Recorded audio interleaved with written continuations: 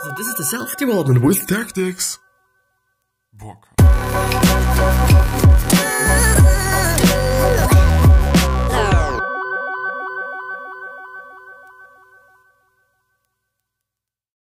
So, hello and welcome back to the next episode of the Self-Development with Tactics fucking podcast. And I'm freaking pumped to be here. The best thing is that I can shout around because I'm quite alone at home, which is always quite great because I do, to be honest, it do feels a little bit strange if I'm just, especially, no, not really. I just wanted to say that it is somehow bad because I'm talking in another language, but I think that's actually good because nobody's quite understanding what I'm actually saying to some degree. But in this episode, so it's quite great for me because I can practically or theoretically shout around like I want to, even though I do just have neighbors, which might not be the best idea. Anyway, we are going ahead with the interview with the Millionaire. It's taking quite a lot of time, but I do have to say that this is quite a short one. So I'm quite forcing myself to only make 30-minute videos. I do not know. First of all, it's quite great to upload them because they're not too big. And second of all, I do think that it's quite a good thing. So half an hour is definitely something that's a lot of time, yeah. But in case of the podcast, it's something like, okay, it's so much value or so much volume also that you can actually put a lot of thoughts and a lot of information into this kind of time span. In terms of YouTube, it should be a little bit, less than 30 minutes, but I don't know. I'll see what my future audience will tell me that I should do, and this is then what I would be doing. But yeah, so this is actually only a little bit of a short going here because actually I've seen in the last time, as I recall it right now, that this article isn't too long anymore. So there's only like the future as a point, what you can see right now, and then there's nothing. So therefore, I don't know, maybe I'll just go through another one if I do have the time, or I'll just be a little bit more cautious about the time and about the speed that I'm talking at, not like so fucking fast that I'm talking right now. But yeah, I think we'll just go ahead and see what I'll be doing, and yeah. Sorry. So the future. What are your plans for the future regarding lifestyle? I'm not likely to retire. I'm currently working on creating the lifestyle I want. I'm continuing to staff up so that my daily responsibilities are less. My girlfriend will retire in 5 years and I want to spend time away with her. We may travel or spend more time in the mountains. What are your retirement plans? I really enjoy things as they are. I want to stay healthy and stay sharp, and I will re-evaluate retirement along the way. I do think this is quite something that's pretty important, at least for me, to really stay sharp and stay healthy all the time. I'm quite a little bit feared, to be honest, that I will be not as smart in the future when I'm not quite continuously just challenging myself in a smart way. So if I do not have to solve anything, in terms of design, I do not know if you're just thinking about this the same way I am. But in design, it's quite the same thing. You do just only have to solve problems. And I do also think that just being creative quite often or just all the time quite also helps you to stay sharp, I would say, because it's somehow challenging at least for me. I'm quite also only able to just talk about what I feel like. But yeah. And definitely health. Health is something for me that's really important, and I quite do not understand why so much people do give just a fuck about what their health is like. So many people do just eat shit, and this is something that I can understand because there are so many good things, chocolate and all this unhealthy fucking shit. These things are so good, they taste so good, and I do understand why people eat it. The thing is, then people just dwelling around and complaining about that they aren't healthy, that they aren't feeling good, that they are tired. It's just another chapter, which is but quite related to the first one. You know, if we are just eating like shit all the time, it's quite, it quite makes sense that you're not feeling that good. But yeah, so I would say just please eat healthy. You know, at least eat healthy. I would say you should rather eat healthier than actually starting to do sports. Because people actually say, I don't know if this is actually scientifically proven, but I do quite believe in it as well, which is that it is 80% eating or 80% healthy eating and 20% working out, which then both these things create your body. And I do believe in it because you can work out for 3 hours every single day, but if you're not eating enough, you won't just build up muscle. You might just lose a lot of fat and so on, but you will definitely not build up a lot of muscle if you're not eating enough, because how should your body be able to do this? You know, if your body doesn't have the right resources or any resources, how should it be able to? You know, it quite isn't possible, just physically non-possible. So I do pretty much understand him and understand his points of views and whatsoever. And just thinking about, because I'm just moving around my microphone, if I should be a little bit more away from the PC or a little bit nearer, but I do think like it is right now, it's quite great. Because actually in a few episodes from the past months, I actually was quite sitting in front or quite in my fucking PC, which then made my head look like, or made my head as big as the whole screen, which is, I think, not that nice to watch, to be honest, because I don't know, it might be a little bit distracting. I hope that my activities will stay the same. We should be able to cycle and ski and hike. It is more about going long than going big. Now though, I don't want to get injured. I broke my leg and tore an ACL on that same leg 18 months later. That was tough and got my attention. And I do think this is the problem, because most of the people in this, it's definitely the same thing with me if I'm not just reminding myself. A lot of people do just see the good things in life and what they should be grateful for when they do not have it. I do think this is quite normal, and I just understand it, why it is like it is.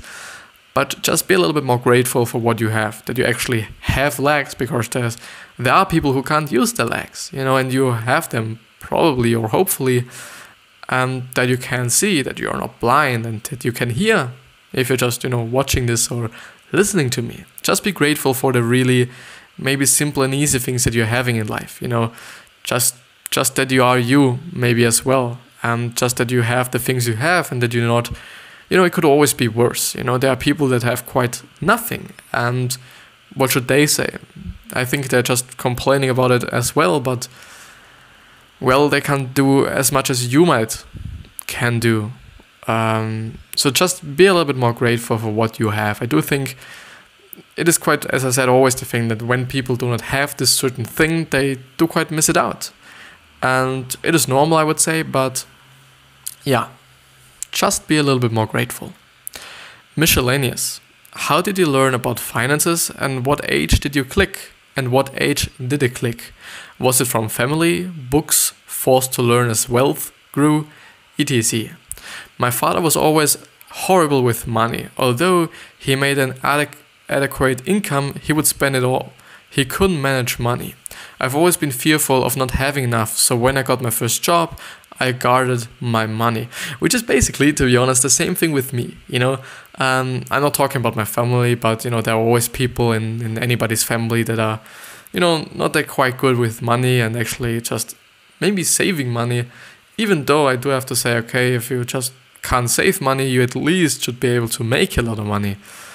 But I've always been feared to not having money. I don't know. I do think, and I think this is actually proven, that people actually find it worse when they do not have something, or when they have, or losing something than gaining something is a pleasure. So actually losing something just hurts more than gaining something feels good.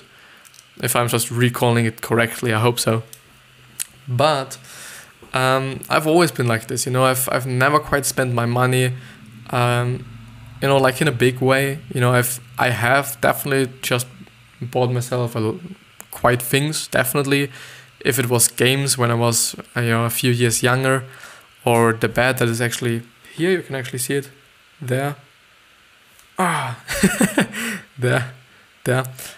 Which is quite a new bed. It is actually the bed from my girlfriend, and I bought it, just to tell a quick story, because it's definitely a little bit nicer to sleep in a bigger bed, not like in a 90 by 180 bed, when your girlfriend is over or when someone is over whatsoever.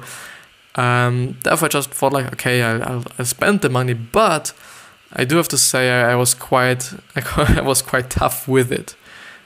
Speaking that, I actually just really tried to spend as less money as I could. The mattress that I'm using is quite the cheapest that I found somehow, and it took time. I'm not really like, okay, I want to buy this because I do not want to spend the time. I think I'm really going to just look for the thing that I'm actually just willing and just that I'm feeling good about to buy, and actually buy this thing then as well.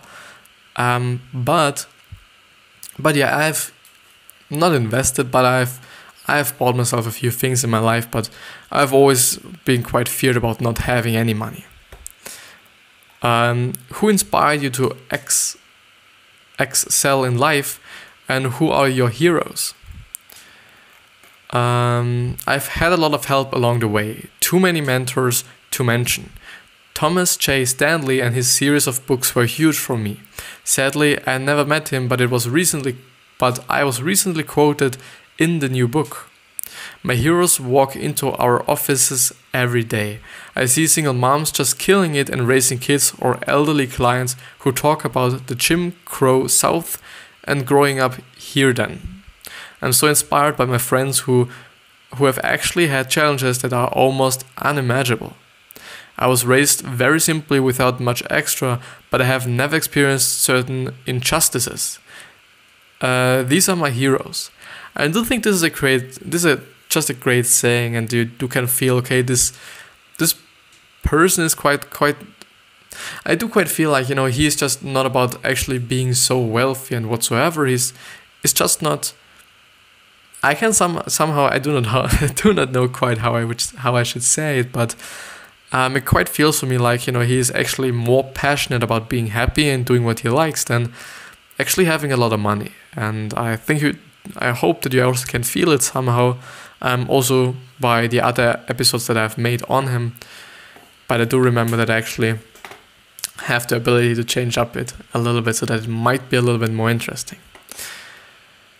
But yeah, so I do think it's quite interesting that his heroes are actually the quite normal people. And I can imagine that a lot of people would have said, okay, it's Bill Gates, or okay, it's Steve Jobs, which is totally okay. I do not want to judge people on their opinions, which doesn't make any sense. It's just their opinion. If they just feel like this certain person has contributed their life so badly that it is actually his or her hero, why not? I can understand it. And I do think that often it is like, okay, people judge other people because they, first of all, quite don't understand them, or they can just, put themselves into their shoes, which is, at my point of view, a great way to just being able to just be a little more empathetic with all the people around you, because you can definitely then see, okay,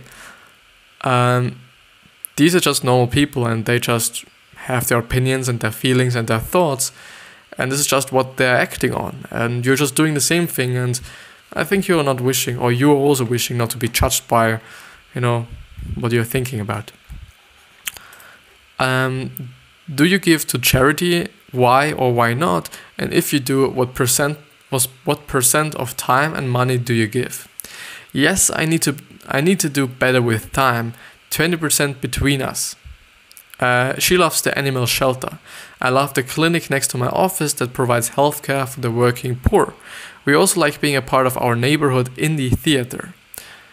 So it seems to be 10%, which is actually quite, to be honest, a common number. I've once heard actually, I do not know when and from from whom it was, but he said that you should actually always spend, I think it was the exact same German motivational speaker or also entrepreneur, I would say, that also said that you should actually do what you want to do immediately, because your chances are really, really fucking bad if you're not doing it right now. Like, I think 90% that you're actually not doing it or will not do it. But he actually also said that you should really spend 10% of all your money for charity and or for giving away to people and all these things. Because if you just give money, you will get money. And this is something that has stayed in my mind quite, which is, at my point of view, the same thing with love quite often. Just if you're giving a lot of love, the chances are really, really high that you're getting a lot of love. And it might be as well with money. It's a little bit more difficult, and I think there are just some other factors, but it somehow would be great, wouldn't it? Do you plan to leave an inheritance for your heirs? I hope it's heirs. It's HEIRS. And how do you plan to distribute your wealth at your death? What are your reasons behind this plan? I'm hopefully that there will be plenty. We don't intend to spend much differently in retirement than we do now. Adding real estate will hopefully increase passive income in addition to our IRA savings. That should allow me to leave a financial legacy. There will be some for the charities. I plan to leave the real estate to my son. If the tax laws stay the same, the real estate will transfer nicely without excessive tax consequences. Additionally, I will leave a fairly substantial life insurance plan to my son. That money is not taxable. Which is great, because it might, and I just imagine it being quite a lot, and so therefore I think I think it's quite great to just have something that's not taxable. My girlfriend will leave her remaining money to her daughter as well, and it's likely she will pass some along to charity. I think it's fairly interesting that actually he is only just giving it away to his son, and she's only giving it away to her daughter, which I can totally understand, because it's, your blood, quite. And I do quite understand it. I think it's just funny, and I do quite, to be honest, imagine that they have been talking about excessively how they should do it and if it is okay and whatsoever. But I think it's great. I don't know how you're thinking about it. Sorry. But I would imagine this is just really great, if you do have the ability to just leave something behind, leave a great legacy behind for your children, Even though I do have to say that, I don't know, I quite wouldn't like to get money from my parents if they just die or whatsoever, because I feel like I just want to achieve it myself. I do think this is just what I want, and this is just what I need as well. And I quite feel like it. I quite feel like, okay, I just want to achieve it myself. I just want to work for it myself, because I nowadays quite believe in the process. I've often just the past few years, and this is just something that I'm quite grateful for, that I actually do have just quite a bigger understanding for my life and what I actually want in myself, which is fairly important. So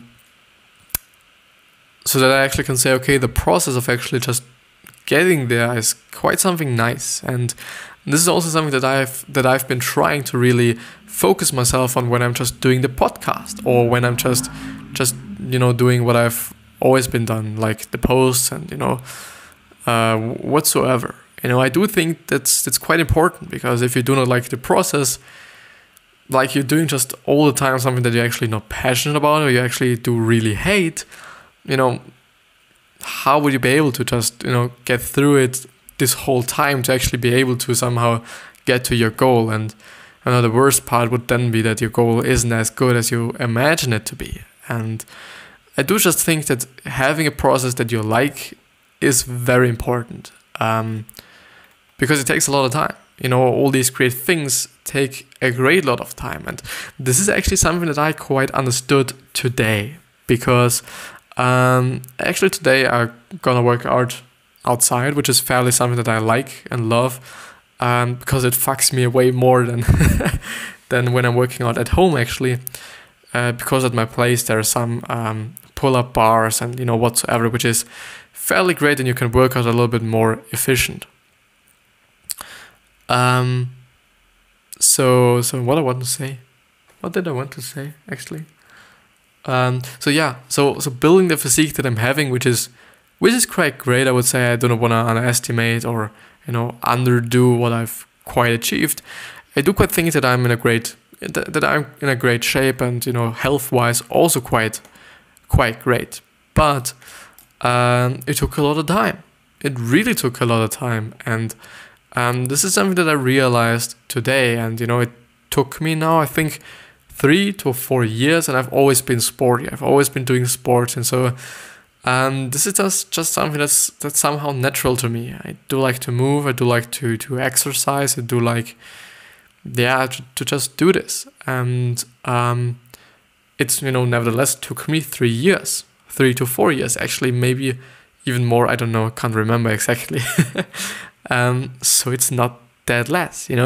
It's quite a bit, to be honest. It's not like nothing. But actually, I'm going to see if there's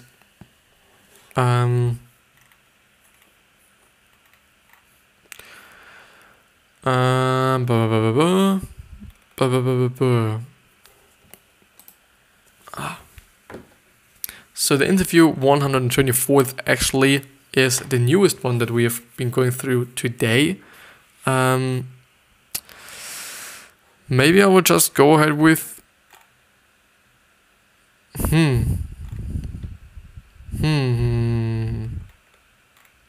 I think 120. Yeah, I do feel like. Yeah, I do feel like it. I think we'll just going through this for the next 8 minutes. The overview. How old are you and spouse if applicable, plus how long have you been married? I'm 57 and divorced for 12 years. Do you have kids or family? If so, how old are they?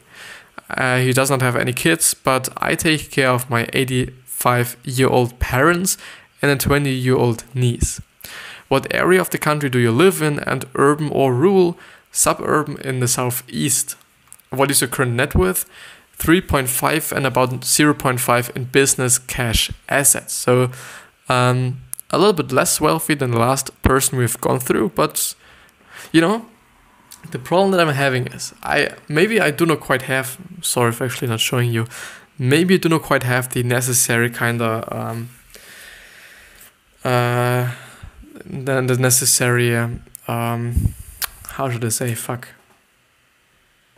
the necessary ability to quite understand how much it is, because it always feels like very, very less. Do not get me wrong, having 1 million or 3 million, 4 million is definitely a bit, but it's not that much, isn't it? There are people who have just 100 fucking billion, like Bezos, but theoretically. But I think in the end he doesn't have the money itself or himself, but it's rather the company that's worth so much, or he has just shares from the company that are worth this much. So yeah, it kind of feels for me like it's not that much, especially when I'm just thinking about Tim Cook, the CEO of Apple, who is making 80 fucking million a fucking year, which is fairly a lot, but I do just understand.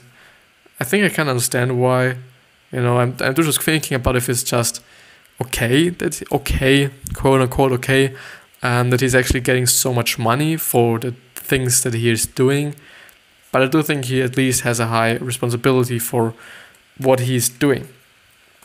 But so what is your current net? So I've read that. What are the main assets that make up your net worth? Stocks, real estate, business, home, retirement accounts, etc. And any debt that offsets part of these. A liquid bank liquid, bank cash, CDs, mutual funds, 980k, investments, index funds, robo-advisor, annuities, 800k, so 980k, then 800k, retirement, 550k, real estate, 3 rental properties, 2 personal homes, 900k, and the family loans, so private mortgage, 270k. Earn. What is your job? I own a business. Well, this is quite quite abstract. What is your annual income? This fluctuates because of the business. Last year my salary was 60k after I've maxed out my 401k. The business has been down the past 3 years. My average wage has been between 150 and 200k a year, and additional business incomes which varies. In several years I've had over 300k. So actually making 60k a year isn't that much, but I think it's... Let me see. By the way, it would be very nice if somebody out there could tell me if it is actually in the States, also like at my place, that you're actually getting 14 and not 12 monthly just salaries or wages or whatever, because we somehow get for Christmas an additional wage or something, and for something else I do not remember. So I'm 60 divided by 12 would be 5k, which is, you know, definitely enough, and 14 would be 4.2k, which is, I think this is just enough, you know. The thing, I'm just thinking, what would I do with so much money if I'm just living alone, and I'm earning 5k a month? And you do have to think about it, like what's with 300k? You know, 25 fucking k a month is fairly a lot, or 20k. This is just a lot. You know, I didn't knew what I just would do with it. You know, I think I would just, you know, this is the same thing with actually me having $1 million right now. I think I would just do the same thing that I'm doing right now, sitting here and waiting until I've made it myself. And this is maybe also one of the reasons why I wouldn't like to win the lottery, because I just wanna work, you know, I just wanna work on it, and I just wanna get to it myself, and not like through luck or through my parents or through other family members. I do quite not want to have this. I don't know.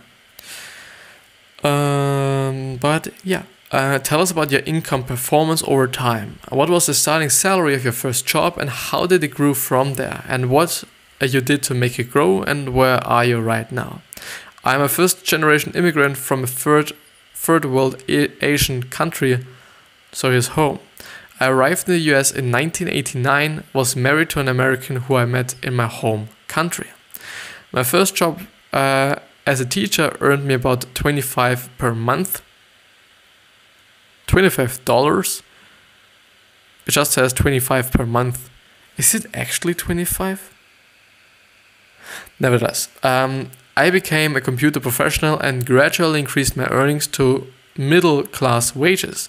I had about $10k US of my own savings when I was married. My first job in the US, I earned minimum wage. In about 6 months, I was able to increase this to about 25k per year, working with computers. My last official technology-related job was 1993. I left my career and jumped into my ex-husband's dream of owning a business because I wanted to support him. My salary started with $300 per year. Is it actually $300 per year? I don't know quite believe in it. I think it, you know, it's quite nothing. It's really nothing. But I'll just go on. In 1999, I earned 39k. I was not an owner of the business and was treated as an employee. I say this because I was not made aware of the company's finances. In 1998, the company filed for reorganization, and in order to succeed and be approved, I had to be appointed as the new owner. Therefore, by 1999, I became an owner of a business that had over 600k to repay. What the fuck?